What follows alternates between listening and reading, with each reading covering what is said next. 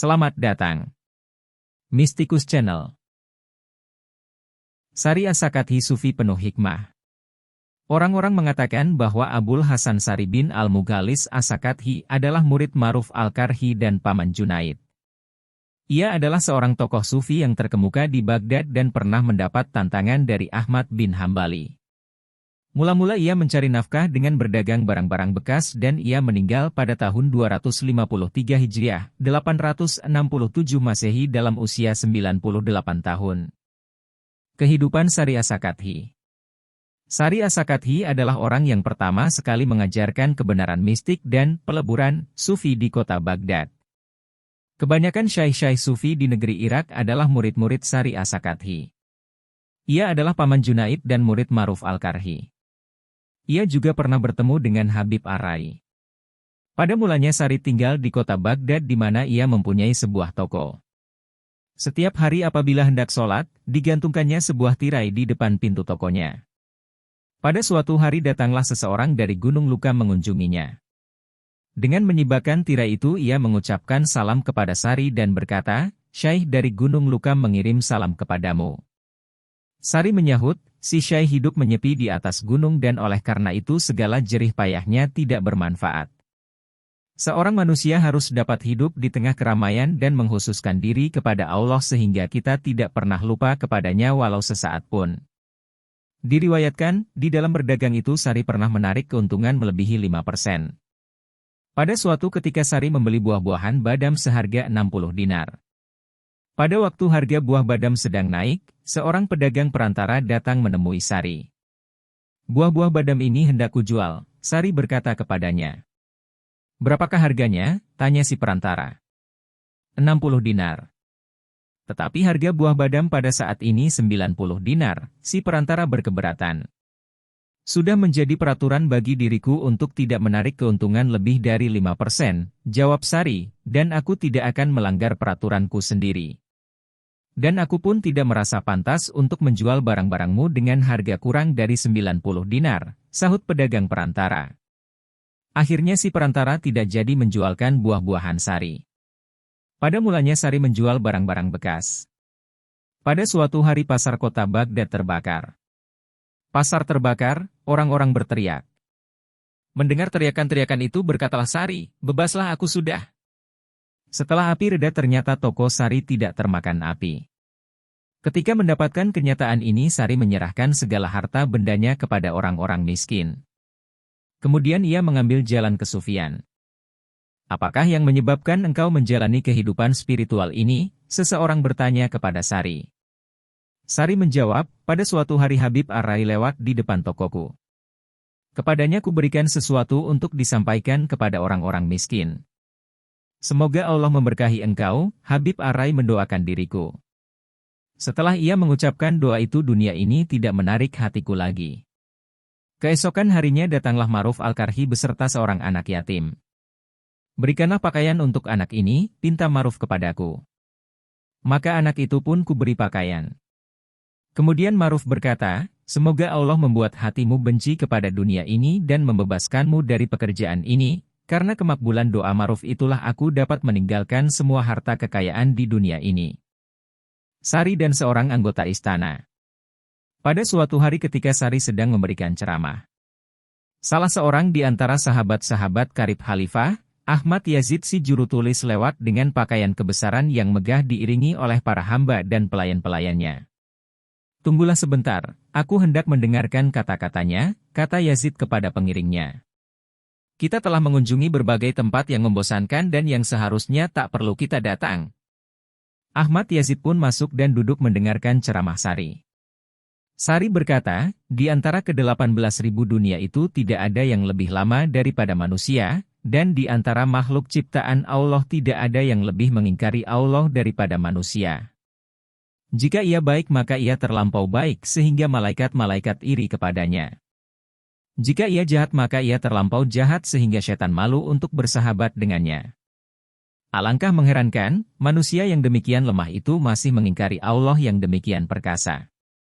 Kata-kata ini bagaikan anak panah dibidikan Sari ke jantung Ahmad. Ahmad menangis dengan sedihnya, sehingga ia tak sadarkan diri. Setelah sadar ia masih menangis, Ahmad bangkit dan pulang ke rumahnya. Malam itu tak sesuatu pun yang dimakannya dan tak sepatah kata pun yang diucapkannya. Keesokan harinya dengan berjalan kaki, ia pun pergi pula ke tempat Sari berkhutbah. Ia gelisah dan pipinya pucat. Ketika khutbah selesai ia pun pulang. Pada hari yang ketiga, ia datang berjalan kaki. Ketika ceramah selesai ia menghampiri Sari. "Guru," ucap Ahmad, "kata-katamu telah mencekam hatiku dan membuat hatiku benci terhadap dunia ini. Aku ingin meninggalkan dunia ini dan mengundurkan diri dari pergaulan ramai. Tunjukkanlah kepadaku jalan yang ditempuh para khalifah." "Jalan manakah yang engkau inginkan?" tanya Sari. "Jalan para sufi atau jalan hukum? Jalan yang ditempuh orang banyak atau jalan yang ditempuh oleh manusia-manusia pilihan? Tunjukkanlah kedua jalan itu kepadaku," Yazid meminta kepada Sari. Maka berkatalah Sari, "Inilah jalan yang ditempuh orang banyak. Lakukanlah sholat 5 waktu dalam sehari di belakang seorang imam, dan keluarkanlah zakat. Jika dalam bentuk uang, keluarkanlah setengah dinar dari setiap 20 dinar yang engkau miliki. Dan inilah jalan yang ditempuh oleh manusia-manusia pilihan, berpalinglah dari dunia ini dan janganlah engkau terperosok ke dalam perangkap-perangkapnya. Jika kepadamu hendak diberikan sesuatu, janganlah terima." Demikianlah kedua jalan tersebut. Yazid meninggalkan tempat itu dan mengembara ke padang belantara. Beberapa hari kemudian seorang perempuan tua yang berambut kusut dengan bekas-bekas luka di pipinya datang menghadap Sari dan berkata, "Wahai imam kaum muslimin, aku mempunyai seorang putra yang masih remaja dan berwajah tampan. Pada suatu hari ia datang untuk mendengarkan khutbahmu dengan tertawa-tawa dan langkah-langkah yang gagah tetapi kemudian pulang dengan menangis dan meratap-ratap.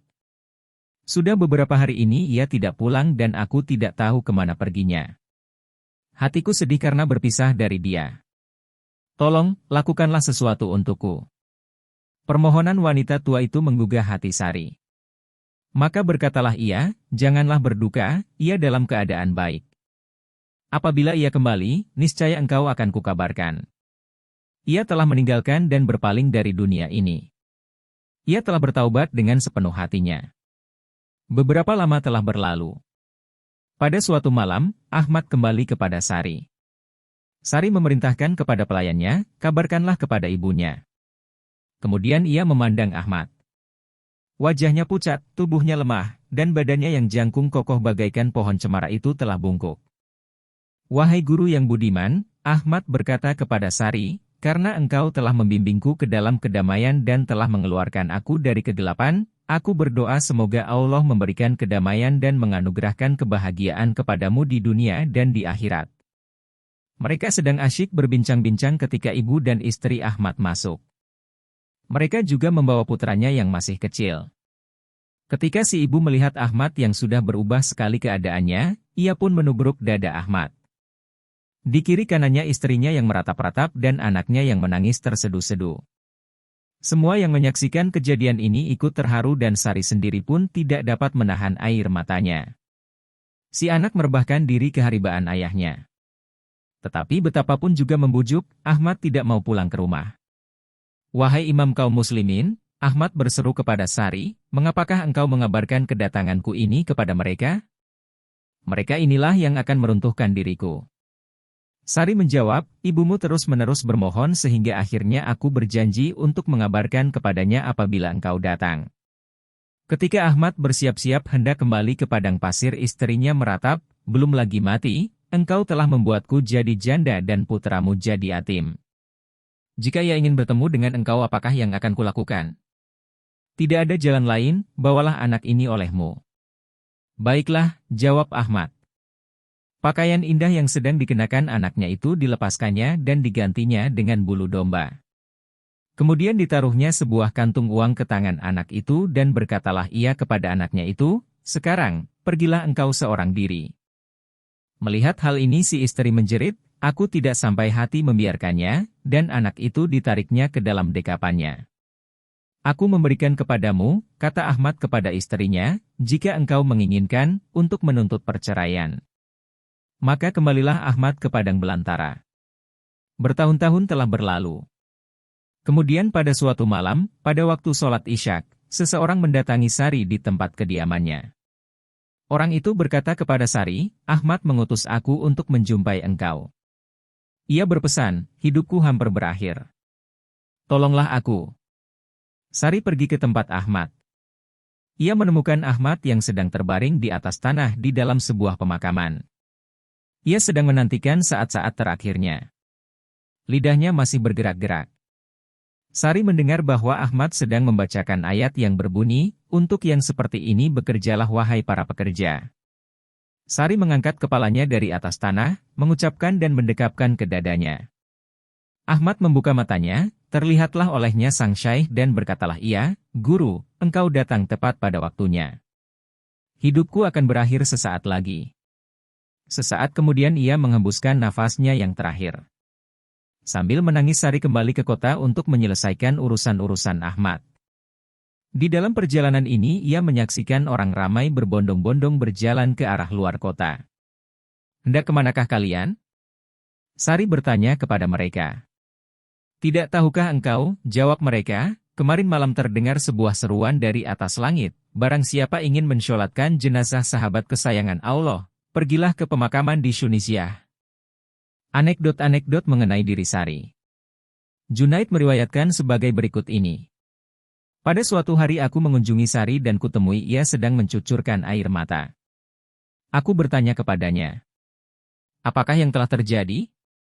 Sari menjawab, "Aku telah berniat bahwa malam ini aku hendak menggantungkan sekendi air untuk didinginkan. Di dalam mimpi aku bertemu dengan seorang bidadari. Aku bertanya, siapakah yang memilikinya? Dan ia menjawab, aku adalah milik seseorang yang tidak mendinginkan air dengan menggantungkan kendi. Setelah itu si bidadari menghempaskan kendiku ke atas tanah, saksikanlah olehmu sendiri. Kulihat pecahan-pecahan kendi yang berserakan di atas tanah. Pecahan-pecahan itu dibiarkan saja di situ untuk waktu yang lama." Dalam kisah lain Junaid meriwayatkan, pada suatu malam aku tertidur nyenyak. Ketika aku terjaga, batinku mendesak agar aku pergi ke Masjid Syunisiyah. Maka pergilah aku. Tetapi di depan masjid itu terlihatlah olehku seseorang yang berwajah sangat menakutkan. Aku menjadi gentar. Orang itu menegurku, "Junaid, takutkah engkau kepadaku?" "Ya," jawabku. "Seandainya engkau mengenal Allah sebagaimana yang seharusnya, niscaya tak ada sesuatu pun yang engkau takutkan selain daripada Dia." "Siapakah engkau?" aku bertanya. "Iblis," jawabnya. "Aku pernah ingin bertemu dengan engkau," aku berkata kepadanya. "Begitu engkau berpikir tentang aku, tanpa engkau sadari, engkau lupa kepada Allah. Apakah maumu untuk bertemu dengan aku?" Tanya si iblis. "Ingin kutanyakan kepadamu, apakah engkau dapat memperdayakan orang-orang miskin?" "Tidak," jawab si iblis. "Mengapa demikian?" Si iblis menjawab, "Apakah aku hendak menjerat mereka dengan harta kekayaan dunia, mereka lari ke akhirat. Apabila aku hendak menjerat mereka dengan akhirat, mereka lari kepada Allah, dan di situ aku tidak dapat mengejar mereka lagi. Dapatkah engkau melihat manusia-manusia yang tak dapat engkau perdayakan?"